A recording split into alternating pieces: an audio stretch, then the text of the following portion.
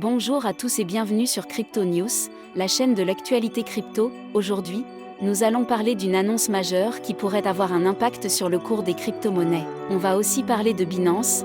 Des poursuites pénales pourraient être engagées contre Binance aux États-Unis. Nous allons parler aussi d'Ethereum, d'une mise à jour sur qui est très controversée. C'est en lien avec Uniswap. Je vais aussi vous parler d'autres news crypto, d'un stablecoin qui est en train de s'éloigner du prix de 1 dollar et de plein d'autres choses, donc n'hésitez pas à rester jusqu'à la fin. Tous les jours sur cette chaîne, vous propose le meilleur des actualités crypto. Donc je vous invite à vous abonner et à activer la cloche pour pas rater les dernières actualités crypto. Au niveau du cours des crypto-monnaies, on est aujourd'hui légère baisse. Le Bitcoin, à moins de 1%, 17 000 dollars. Un Ether à 1250 dollars, moins 1,6%. Le marché dans sa globalité est en baisse. Binance qui chute plus fortement que la majorité des cryptos, avec 276 dollars, moins 4%. Je vais revenir dans un instant sur le sujet de Binance, ce qui expliquerait cette chute plus marquée. Commençons par l'annonce majeure. Je vous ai dit une annonce majeure qui arrive cette semaine et c'est l'annonce de la Fed. La Réserve fédérale américaine va procéder encore à une hausse des taux d'intérêt. Le marché s'attend encore à une hausse de 0,5%, c'est-à-dire que ça va baisser par rapport à ces derniers mois. On avait atteint les 0,75%. Donc si jamais on atteint 0,75%, ça va être catastrophique encore, mais bon, il y a peu de doute, je pense qu'on sera bien à 0,5%. L'annonce arrive le mercredi à 20h heure française. Parlons maintenant de l'Ethereum avec une mise à jour assez controversée, qui arrive ou qui ne veut pas trop arriver. En fait, ça nous vient du Uniswap, pas proposer une mise à jour qui s'appelle EIP 1153. C'est Uniswap qui pousse cette mise à jour sur le réseau d'Ethereum pour pouvoir développer de nouvelles fonctionnalités. Qu'est-ce que permet de faire EIP 1153 ? Ça permet de faire une mise à jour de Virtual Machine, la machine virtuelle qui fait tourner toutes les transactions pour pouvoir ajouter une notion de mémoire vive, une sorte de mémoire temporaire le temps de la transaction pour pouvoir développer certaines fonctionnalités.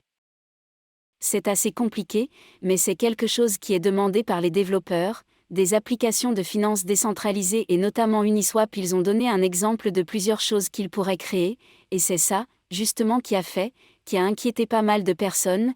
Ils donnent des exemples de KYC, donc d'applications de vérification d'identité au sein même d'une transaction.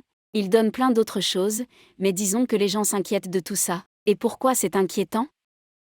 Parce que ça rajoute de la complexité à la machine virtuelle Ethereum. On a Adam Cochran qui a fait tout un thread sur le sujet. Il s'est fait attaquer ensuite par Ant Adams, le créateur d'Uniswap et Vitalik, qui est venu après pour essayer de calmer les choses.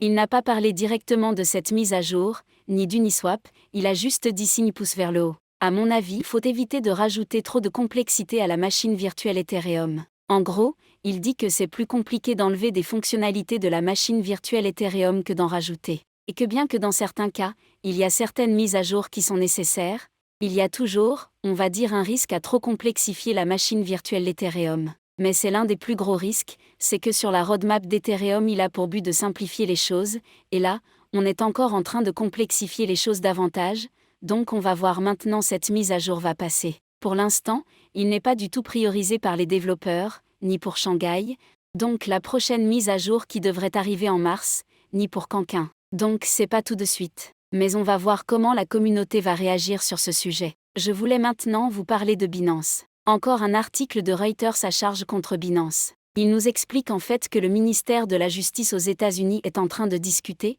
Ils sont un peu partagés au sein du ministère sur le fait d'engager des poursuites pénales contre CZ. On a Quentin Soubran qui nous a fait un thread sur le sujet. Ils veulent aller les poursuivre sur l'aspect réglementaire lié au blanchiment d'argent et aux violations de certaines sanctions. Je vais donner mon avis sur le sujet. Binance au début, ils ont eu une politique assez agressive en fait, pour se développer, pour gagner des parts de marché, il y avait des niveaux de KYC qui étaient assez bas.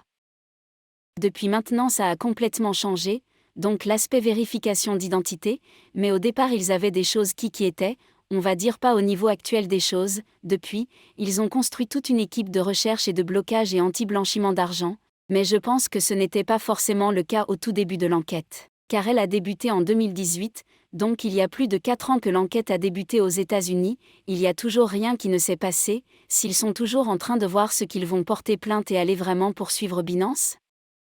A priori il y a bien des discussions en cours entre Binance et le département de la justice aux États-Unis, mais on ne sait pas encore s'il y aura une issue à ces discussions. Il y a beaucoup de doutes suite à l'affaire FTX. On sait que tout le monde panique sur les exchanges et honnêtement, si Binance a vraiment un problème, ça risque de faire chuter tout le marché. Mais je pense que ce sera 5 fois pire, 10 fois pire que l'affaire FTX sur le marché. Donc il faut être vigilant sur le sujet et j'espère que les choses vont être clarifiées très prochainement par le ministère de la Justice pour que ce soit plus clair et qu'il n'y ait plus de doute sur ce point. On va parler maintenant de l'USDD. Le stablecoin lancé par Justin Sun, ce qui est en train de DPEG, qui est en train de s'éloigner du prix des 1 dollar alors qu'il est censé valoir 1 dollar. Ce coin ressemble beaucoup à du Terra Luna UST, over collatéralisé avec le token Tron et d'autres tokens. Et ça ne va pas, passer à l'échelle, moi je suis très inquiet vis-à-vis de ce token. Et on a Justin Sun qui vient de Twitter.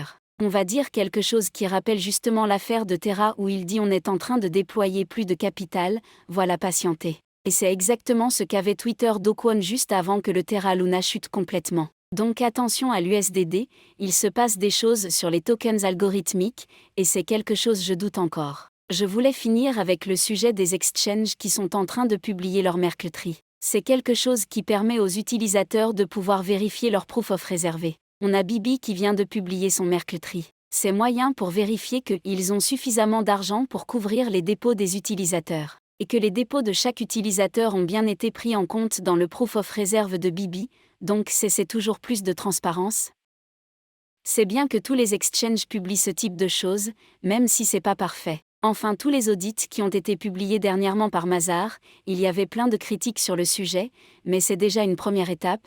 Espérons toujours plus de transparence, plus d'audits, plus de personnes qui vont comprendre que les exchanges c'est aussi fait uniquement pour acheter et vendre des cryptos et pas forcément pour les garder. Je vous invite toujours à garder vos cryptos sur des wallets personnels, des ledgers. Mais les exchanges sont forcément nécessaires. Vous ne pouvez pas facilement acheter des cryptos avec du dollar ou avec de l'euro sans passer par un exchange. Parlons maintenant de Do Kwon de qui serait en Serbie.